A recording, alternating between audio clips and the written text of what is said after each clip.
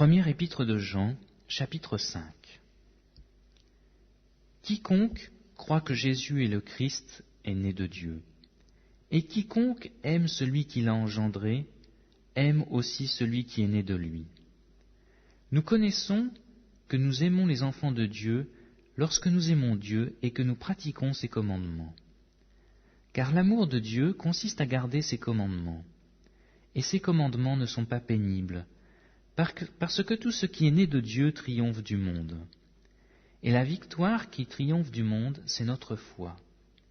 Qui est celui qui a triomphé du monde, sinon celui qui croit que Jésus est le Fils de Dieu?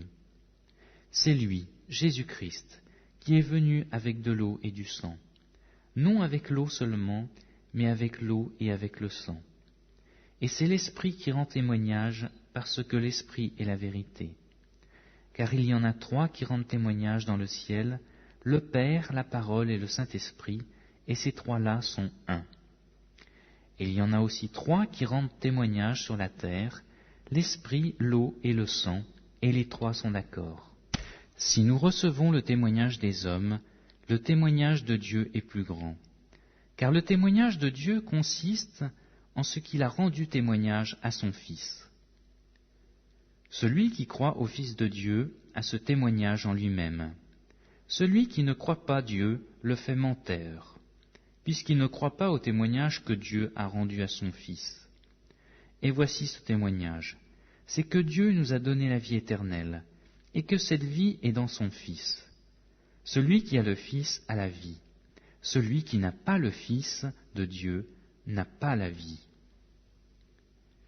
Je vous ai écrit ces choses, à vous qui croyez au nom du Fils de Dieu, afin que vous sachiez que vous avez la vie éternelle, et que vous croyez au nom de Fils de Dieu.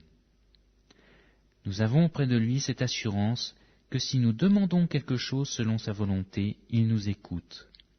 Et si nous savons qu'il nous écoute, quelque chose que nous demandions, nous savons que nous possédons la chose que nous lui avons demandée.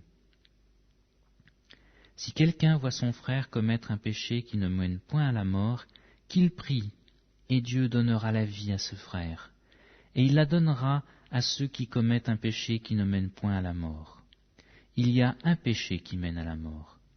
Ce n'est pas pour ce péché-là que je dis de prier. Toute iniquité est un péché, et il y a tel péché qui ne mène pas à la mort. Nous savons que quiconque est né de Dieu ne pêche point. Mais celui qui est né de Dieu se garde lui-même, et le malin ne le touche pas. Nous savons que nous sommes de Dieu, et que le monde entier est sous la puissance du malin.